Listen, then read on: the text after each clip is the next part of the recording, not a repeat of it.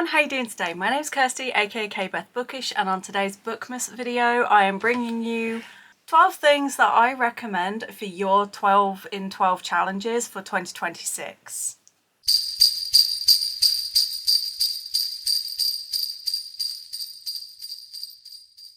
That was quite a mouthful.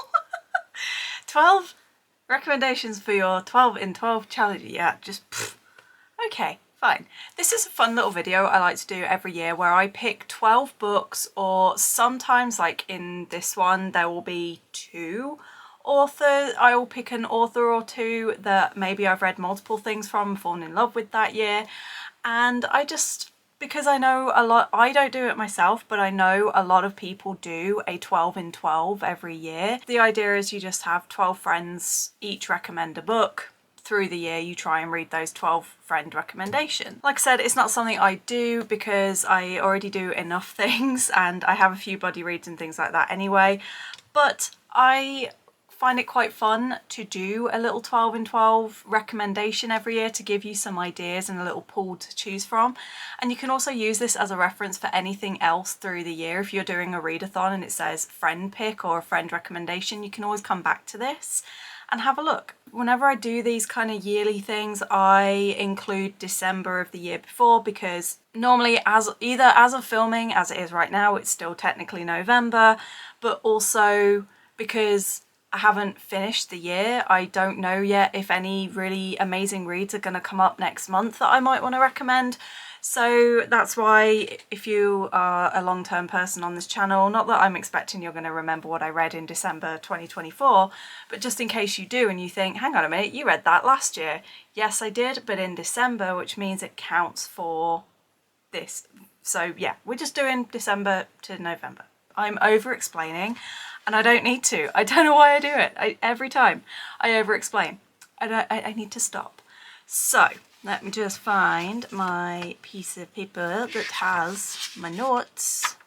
Here. Here's my notes. The first of these is also the only manga that I'm recommending. It's not that I haven't read manga. There is a video coming out later this month where you will see the best graphic novels and manga that I've read, and there are a lot in there to talk about. When it came to this video, I really wanted to just highlight one, and also I know that a lot of these people prefer books over manga for these challenges, so that's why I've only done the one. But if you're going to pick up any manga next year, the one that I recommend you pick up is Love Me for Who I Am by Kata Konayama. This is a queer manga. The main character themselves is non-binary and the group around them are mostly males who work at this cafe where they dress up as females and serve the customers as females. Each of them has their own reason for it, but we mainly follow Momo and their journey as they open everyone's eyes to a different perspective, and also follow them falling in love for the first time. It does get quite emotional, it gets quite heavy as the series progresses, but it was so beautiful, so wholesome, and started off as one I wasn't sure about, but by the end I absolutely loved, and it has stuck with me. I do think about it quite a lot. I did end up having such a fantastic time with it. So everything else on here now is going to be books. The first of these is the Fiancee Farce by Alexandria Bellefleur. This one was a surprising one for me. I had a really fun time with it. It was the only book that I read in the month that I read it, but it was the perfect romantic Valentine's read, and it was sapphic, or it is sapphic, and it was wonderful. It has fake dating, which we all know I absolutely love. And we follow these two women. One owns a small bookstore, the other is the heiress to a huge, I can't remember if it was a publishing or a newspaper company, but it was something along those lines. The one that's the heiress has also done some modelling, and the one that owns the bookstore really loves that model, makes a blunder when she says to her family that that's who she's dating this model. And then, yeah, this model turns out to be this huge, big heiress and is like, yeah, okay, cool, we're gonna fake date now, because the only way that I can get my inheritance and the only way that I can take over the company is if I'm married and in a secure, strong relationship, because, you know, you can't possibly be the CEO of a corporation unless you're married. It's messed up. But the romance and the relationship was so well done. There was really good humour in it. I loved it. It was great. Then I recommend the first of the two authors that I was talking about, and that is Hannah Bonam-Young with the Out series. It's currently a duology. I don't believe there are plans for any more, but we start with Out on a Limb and then we continue on to Out of the Woods. I binge read both of these back to back in like 2 or 3 days. I had a wonderful time with them. Out on a Limb took me on a very emotional journey. We follow Wyn and Bo, who after a one-night thing at a Halloween party, Wyn finds out she's pregnant, and the pair of them are now navigating what it's going to be like. Are they going to co-parent? Are they going to try and make it work? And we just navigate that with them, and both of them also have physical disabilities that they struggle with. So Bo is an amputee and Wyn has a limb difference that the author herself also has. So a lot of the insecurities and the questions and the doubts that Wyn is having throughout this book is exactly the same as what the author herself went through, and it read as so real and so authentic. And then in the second book we follow the best friends of Wyn and Bo, Sarah and Caleb. They have been together since high school. They are high school sweethearts. They got married when they were only sort of 18 because Sarah's mum was terminally sick. Now we're following them 10 years later and they're both kind of questioning who they are outside of that marriage. And after this particular thing happens that is well intended but unfortunately doesn't land very well for Sarah, the pair of them realise that their marriage is in trouble, so they end up going to this outdoor woodsy type couples therapy thing. Neither of these people are outdoorsy, neither of them have a clue how to deal with any of it. And again, it's own voices with this one because the author and her husband are high school sweethearts who married very young. So there's a lot of self-insertion into these books, but it doesn't read as you're reading about the author, but you can definitely tell there's a genuine authenticity in there, and I loved both of these. The next one is one of the ones from December of last year, and it was my runner-up for Book of the Year and surprised everybody who knows me, especially me, that it was my runner-up for the year, and that is Initiation by Alethea Faust. I've talked about this book quite a lot through this year. Every time I do, and I can already tell the comment's going to be sex wizards mentioned from Jona. He's so proud of himself for indoctrinating me into the cult of this series. But as I've just kind of suggested and as the name hints, this is the Sex Wizard series and it lives up to its name. We follow Dom, which the name in and of itself, hilarious, who discovers after sleeping with a wizard that he has magical abilities and is told to enroll at the wizard college. So he goes, he enrolls, he learns all about the different types of magic that are every single school of magic is linked to a specific kink. So there are things like we have BDSM, we have pain play, we have pony play. That is something I was vaguely aware of, but I didn't understand as much as I now do. And there were various others. Everything about this book, like the characters were well written. Me, who does not really do smut, was loving the smut. There was a solid plot in there. This book just completely took me by surprise, and I think it took everybody else by surprise that it took me by surprise and that I loved it so much, and I can't wait to continue the series. I do want to continue it next year.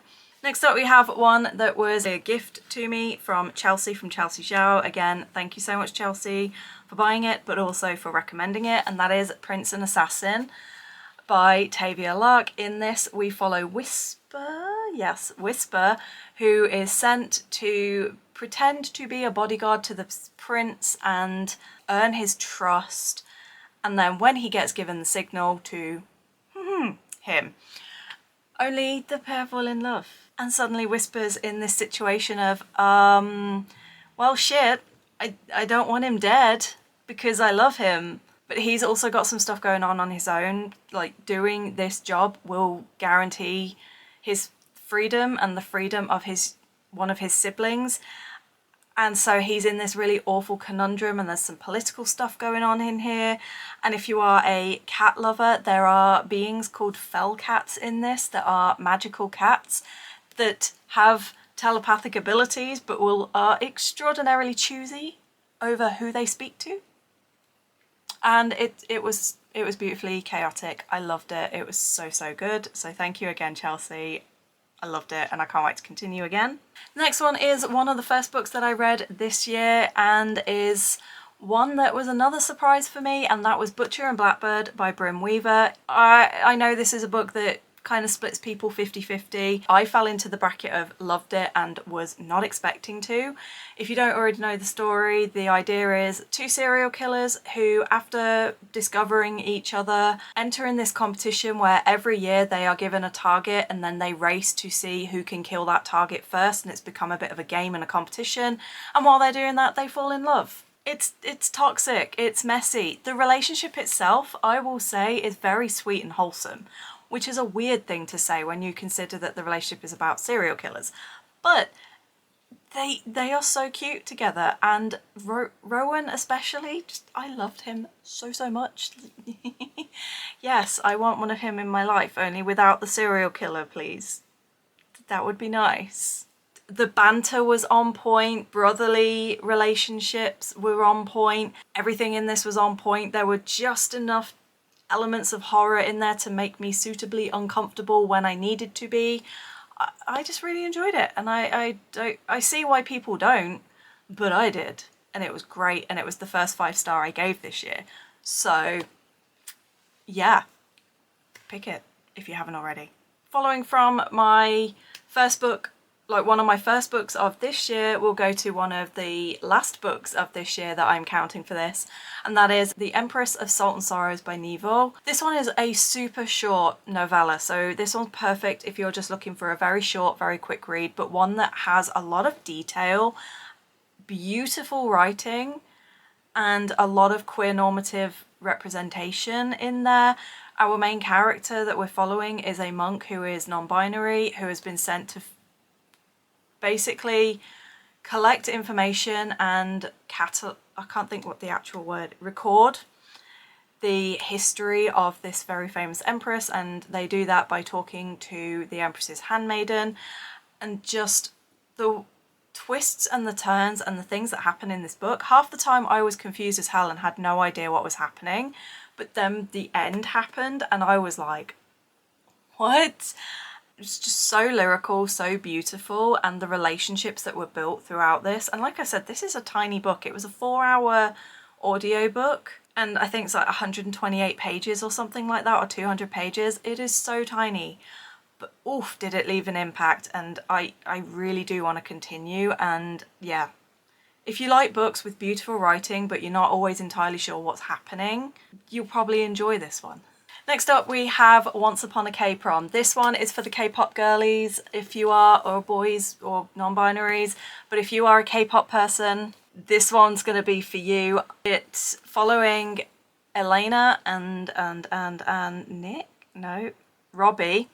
Elena and Robbie, who were childhood friends. Robbie then moved to Korea and has since become a K-pop idol, while Elena has stayed in her small town and is at that stage in life that a lot of teenagers are in, where she's not entirely sure what she actually wants and doesn't really know who she actually is as a person. Enter Robbie back into her life, who asks her to go to prom. It was a promise that he made to her when they were children, that he would come back and ask her to prom. So when he actually does, she's like, oh my god, but then starts to worry that it's actually a publicity stunt, and we start to see that that's what his managers are trying for, that it's more about his publicity. And so we follow their journey through that, and there's a lot of really wholesome moments in here and a lot of character growth, especially for Elena.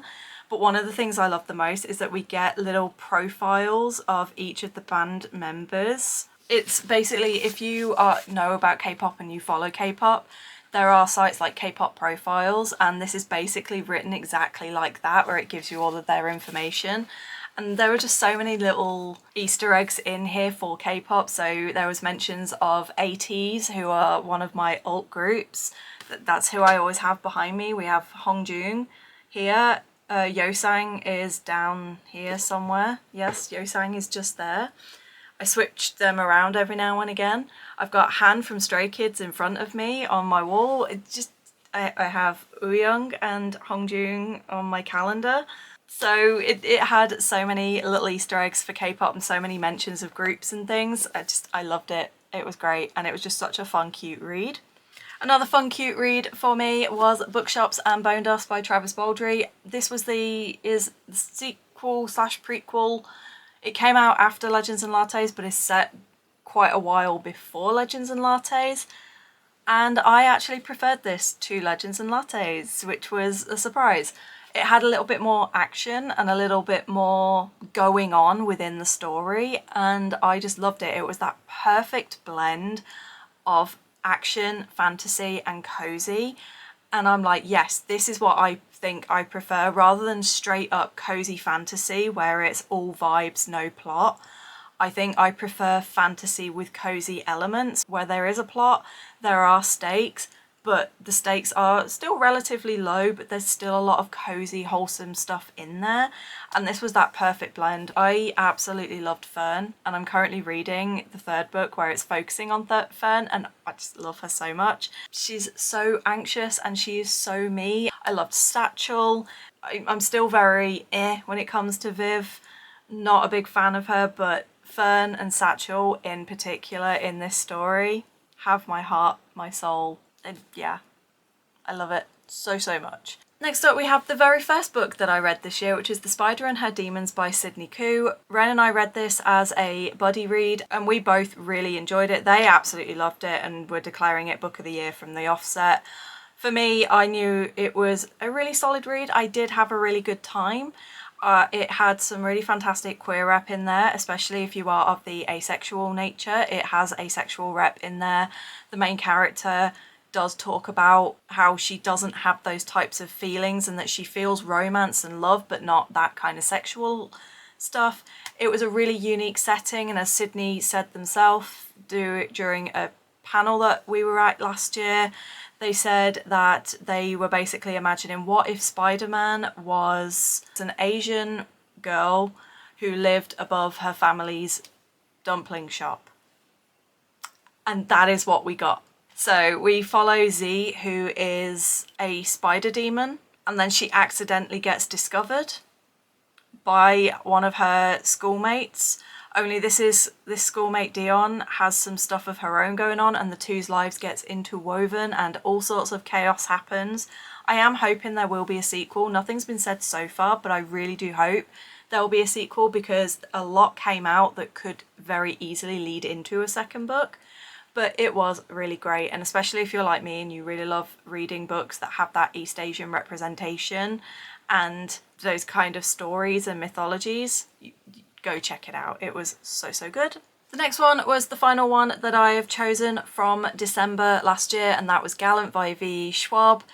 You know it's me, I'm going to recommend at least, you know that every time I do a video where I'm recommending something, either V. Schwab, Sebastian de Castell, Aidan Thomas or Nalini Singh are going to appear, and here one of them is. I ended up falling in love with the gothic vibes in this.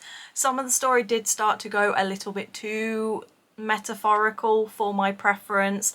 I do prefer things to stay very tangible. I don't really like when things go a little bit surreal, but it still was a solid story. It had some beautiful elements in there. It had diary excerpts and things like that, and I did really enjoy the process of reading it. It also has our main character who is mute, so we get to experience the world in her way and through her means of communication, and I really enjoyed that. And essentially, I can't remember, is it Olivia? I can't remember, I think it's Olivia. The main character, I'll say main character in case I am wrong, she's been raised in this orphanage, and one day out of the blue is told that she does have a family and they want her. And when she arrives, she discovers that the person who wanted her has died and has left the estate is now in the hands of her cousin. And a load of stuff is happening, and there's basically this other world that's trying to break through into our world, and the only people that can stop them are the members of the family. And it was gothic, it was haunting, it was dark. I love when Schwab writes that way. I just, beautiful. And then the final one to round this video off is the new all-time favourite author that I discovered in October this year. I read 2 of their books in October, gave both 5 stars. I can't even remember the last time I gave 2 books 5 stars in that short space of time, and that is of course C.G. Drew's. We have Don't Let the Forest In, which is a boarding school setting. They're both YA horror, by the way.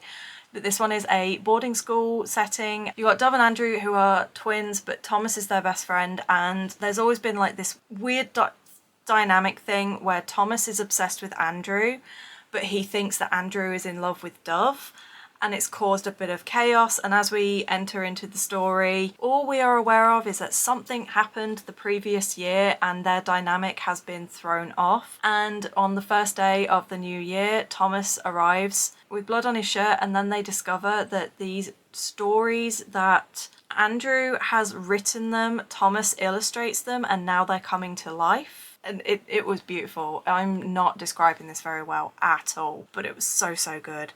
And then we have Hazelthorn. That was an arc that I won, and I absolutely just digested this. It was so, so good.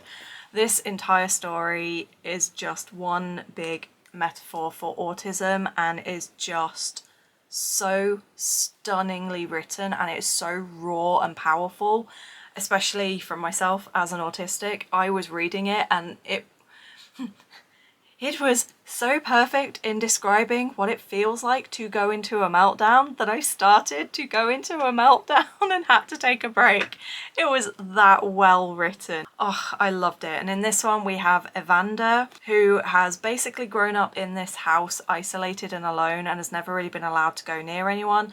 The first memory he has of his entire life is as a child, his guardian's grandson Laurie standing over him with a shovel while he's kind of bleeding and in a grave. And the story begins with Evander's guardian dying, and now you've got Evander and Laurie trying to figure out which of the family members do they think possibly did it in order to try and inherit, because it turns out that everything has been left to Evander, and now the entire family is descending to try and get on Evander's good side, and he's like, I don't trust any of you fuckers. And again, it's a story of obsession, because these two have a really dark, messed up relationship. Like I said, there is the autism rep in here, but also Laurie himself has got a physical disability. I would say this one's a bit more dark than this one, and this one has a bit more of the body horror. Don't Let the Forest In is a bit more sort of gothic-y, whereas the straight up plant body horror, definitely Hazelthorn. But oh, dark, delicious and amazing. Made me fall in love with plant horror, made me fall in love with this author, and stunning. If you have not read C.G. Drew's, either of these 2 books, you gotta do it. So there you have it. Those are 12 things that I recommend, either books or authors or manga, that I recommend you give a try for your challenges next year. Let me know in the comments, do you do a 12 in 12 challenge? Are you going to choose any of these books? If you don't do a 12 in 12 challenge, have any of these recommendations now inspired you to pick one of these up next year? Let me know. I always love to hear your thoughts. In the meantime, thank you so, so much for watching. I hope you're all good. I hope you're staying safe, and until next time, bye.